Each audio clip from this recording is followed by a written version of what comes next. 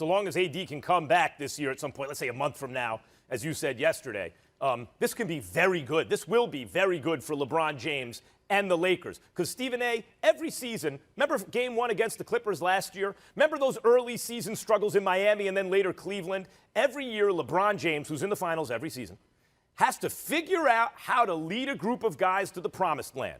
And early in the season, he needs to figure out what everyone can do, how he can bring them along, how he can build them up, who he can rely on, how he can build up the guys he can't rely on and put them in positions. It's like a coach on the floor where he will be able to rely on them and they'll come through. With Anthony Davis, that really masks a lot of things. If you have LeBron and AD, that will mask a lot of things on any team. What's going to happen now is Kuzma and others had to step up yesterday, is guys on the team, role players, will be given responsibility that they simply wouldn't have if AD's in the lineup. And not just 1 or 2 games, Stephen A., but for many games while AD is resting and recovering. And that will build the team up so that when AD comes back, they are more equipped to deal with the playoffs than they would have been otherwise. I think this will turn out to be a good thing for the Lakers, provided AD comes back. Well, I get the provider, I get the caveat there. I would tell you, I don't think this is going to be a good thing at all. I think the Lakers right now, I think their championship aspirations are compromised. Let me be very, very clear. There is no way in hell the Los Angeles Lakers are winning the championship without Anthony Davis. And I'm talking about Anthony Davis at 100%. I think that Ty Lue is doing an exceptional job with the Los Angeles Clippers, and it's to be commended for it. I think Quinn Snyder and those boys in Utah have been sensational. We can't ignore them. I think the Denver Nuggets, they tend to come on strong as the season progresses, and I'm certainly not going to rule out Dame Dollar and the Portland Trail Blazers. Without Anthony Davis, the Lakers are going home early. They'll make the playoffs, but they're going home. They're not going to the championship, okay? Let me put that out there first. Secondly, and more importantly, here's why it's a bad thing, because LeBron is 36 and he's not getting any younger. And the reality of the situation is that he's going to be out there on the court trying to carry a load and having to carry a heavier load than he had anticipated. Now, is he equipped to deal with it for a season? Sure. But who knows what kind of toll that's ultimately going to take on him and his body moving forward. Because if I'm the Los Angeles Lakers, Max Kellerman, I'll leave Anthony Davis out at least a month. Here's where I get scared. I'm hearing the same language that was used when Kevin Durant got injured. When we talk about the calf strain. I'm hearing the same language. It sounds eerily similar. And so for me, when I listen to that and I hear that, I know Anthony Davis hears it. And so, all right, how all out are you going to go when you're absolutely positively petrified you might tear your Achilles? Because if he tears his Achilles, he's out for next season. He's out for next season.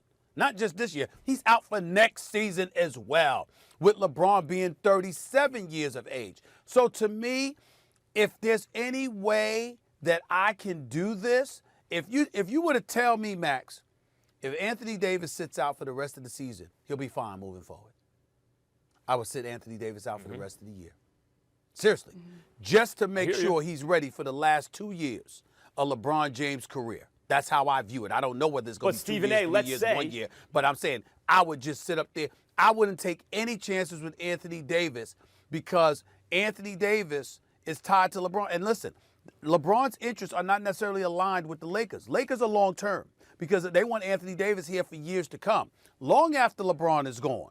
In the case of LeBron, you're 36 years old. It's your 18th year in the league. You ain't taking anything for granted. You're trying to win now. So it's not necessarily aligned, his interest with that of the Lakers, even though they both align when it comes to Anthony Davis. If I'm the Lakers, it's not even, I already got that chip. I'm already back to relevancy. I'm the reigning champion. I don't even play Anthony Davis. I might not play him for the rest of the year. Maybe. But they're saying 2 to 3 weeks. And let's say if he's gone for the season, of course, the Lakers are finished. They're not going to win a championship without AD in this roster, right? But let's say it's 2 to 3 weeks, but instead of that, they double it. It's 4 to 6 weeks, just to be careful. Which I think they should. Double and he comes back okay. Then you have guys on this roster like Taylor Horton Tucker. Remember what he was doing in the preseason? You have guys like Caruso who've played beyond where people thought they could play, KCP, et cetera, et cetera. The point is, if LeBron is able to build those guys up and find dimensions in their game that they're not normally called upon to put forth, and gets that group of guys going, when AD comes back, it will be more likely, not less, that the Lakers repeat. Okay. Charlie, we're going to end this segment this way. Max, allow me to end the segment this way. If Anthony Davis is any less than 85%, there is no way in hell the Lakers are winning the championship. I promise you that. Yep. Now, you can debate whether they come out of the West or not, and I don't think they'll do that. But they damn sure ain't beating the Brooklyn Nets, who I believe is going to the finals. They ain't beating Brooklyn with that offensive firepower unless Anthony Davis is at least 85%. LeBron's and everybody else is at 100%. There is no way in hell. Might not get by the Clippers, the Jazz, or the Nuggets. Let me be very clear about that. Let me be very clear. I'm looking towards the future. Because this season, to me, the way Anthony Davis is looking right now, that calf, which could be an Achilles, I got news for you. Ain't no championship. The newly acquired Dennis Schroeder said he intends to start at point guard for the defending champs. The Lakers have not settled upon their starting lineup. Sources told ESPN, though Schroeder would consider, they would consider him starting at the point guard spot. He also could be asked to fill in off the bench. Sources have said that as well. Max, I'll start with you here. How much pressure is on the Lakers to repeat? I think there's more pressure on the Lakers this season. Yeah, I didn't hear either. I'm sorry. I'm assuming you said me, but I don't know. Max, Go ahead, Max. Go ahead, Max. Because Stephen A. didn't. Okay. All right. I think there's more pressure on the Lakers to start this season, to win this season, than there was last season. Like, do you remember before last season that survey of GMs, right? I think it was right before the season started. It was late October or November. Who is most likely to win? GMs, right? So they survey 30 GMs, all the GMs in the league, and they ask, who is most likely to win the championship? These people, their living is dependent on knowing this kind of stuff, of evaluating talent. Number one was the Clippers. Number two was the Bucks. Lakers finished a distant third. They turned out to be wrong. But the perception was going in, the Lakers may not win it this season. And why not? Like, this is the third time LeBron has formed a super team in a location. The first time is he went to Miami, Dwayne Wade and Chris Bosh, and then Miller and all these guys. Yeah, we want to play there too. They lost the championship year one. They got there, but they lost. Same thing happened in Cleveland. Oh, they got Kyrie and the number one pick. They can flip Wiggins into Kevin Love. I'll go to Cleveland. There's another super team. Year one, he lost. True, everyone got hurt, but he didn't win the championship year one. LeBron usually figures that out year two because you got to get the details just right. It's hard just to throw guys together and have them win a championship. So I would say the expectation among most who knew was not that the Lakers would win, yet they did. But how about this season, guys? What's the expectation now? A lot of people would say the number one and number two players in the world are both on the Lakers. They just won the championship, and I think everyone agrees they improved at least on paper in the offseason. Montrezl Harrell and Schroeder and Marc Gasol. So, yeah, there's more pressure now, especially, Stephen A., as you know. You spent enough time in L.A. and have covered the league long enough and have been alive long enough to know. Lakers fans, they get greedy. You know, the reason they want to win a championship is because you can't repeat or three-peat without winning the first one. Now they expect it. So do the odds makers, and I think there's more pressure than ever right now. Well, for me personally, when I think about three-peat, that's the only time that I'm interested in applying any kind of pressure to LeBron James at this stage and point in his career. He's never done that in his career. He won back-to-backs in Miami. He won one in Cleveland. He won one with the Los Angeles Lakers. But he's never three-peated like Jordan. He's never three-peated like Kobe. And so because of that, I would like to see that. I don't think that will happen. But then again, you never know with the arsenal that they've put forth. The bottom line is I don't think there's as much pressure on the Los Angeles Lakers to quote-unquote repeat outside of that. I think there's pressure on LeBron James to win another chip before he departs from L.A. since he'll have Anthony Davis. And by the way, speaking of Anthony Davis, congratulations to Clutch Sports and Anthony Davis. I don't know why the hell they're in the news for him not signing. It's a 2-year deal, it's a 3-year deal, or it's a 4-year deal. Either way you slice it, you're getting the max. What the hell is all the drama about? Sign the damn contract. Yeah, just tell them what you want. Are you really leaving Southern? Are you really leaving Southern California to go to the Windy City of Chicago or to the New York Knicks under Dolan, Max Kellerman? I mean, is there really some suspense as to where Anthony Davis is going to go? But they're in the news. I mean, so hey, more power to Rich Paul and Clutch Sports. Major props to them. He's been doing a good job. Here's the bottom line. At the end of the day, when you look at all the moves that the Lakers made, certainly they're the favorites, they're the prohibitive favorites. But, Max, I was of the mindset, if you remember, I said the Lakers had to win last year. I'm not trying to say there's no pressure, because, of course, there's pressure. I'm saying there was more last year than now.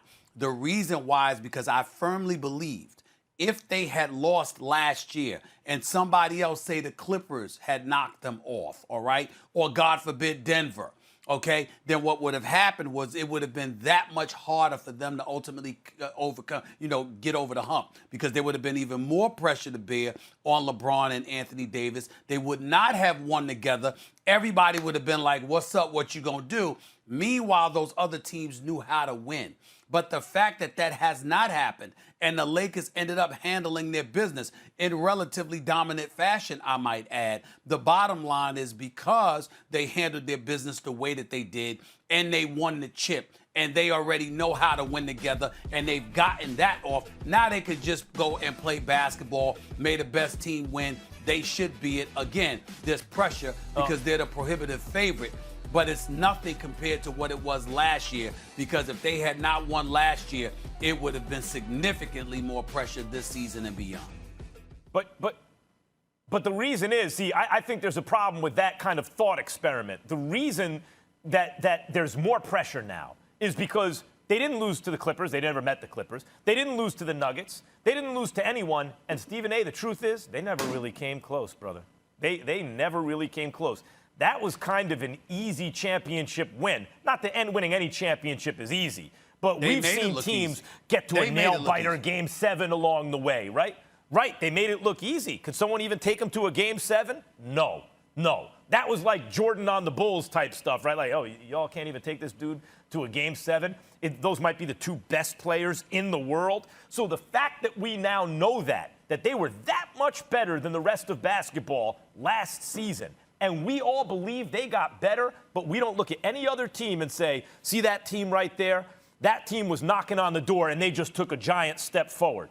We don't think that about the Clippers. You may think they got marginally better or marginally worse. The Bucks got a little better, but they didn't even get out of the East. Did the Heat get better? Maybe if certain guys improve because they're getting a little older, but no one. We don't see anyone on the, it's not like the Nuggets acquired some major star or something like that. We're like, okay, now what are they going to do? So for that reason, there's more pressure now because we know what the Lakers are supposed to do. The expectations are higher. Well, again, I disagree. I mean, because the expectations are higher because we're looking at them and some of the moves that they made, and they're the prohibitive favorites. But I look at Denver, one could argue that there's addition by subtraction. Even though we all like Jeremy Grant and he can ball, the fact that he's going to be gone, Barton's going to come back, but you've got Michael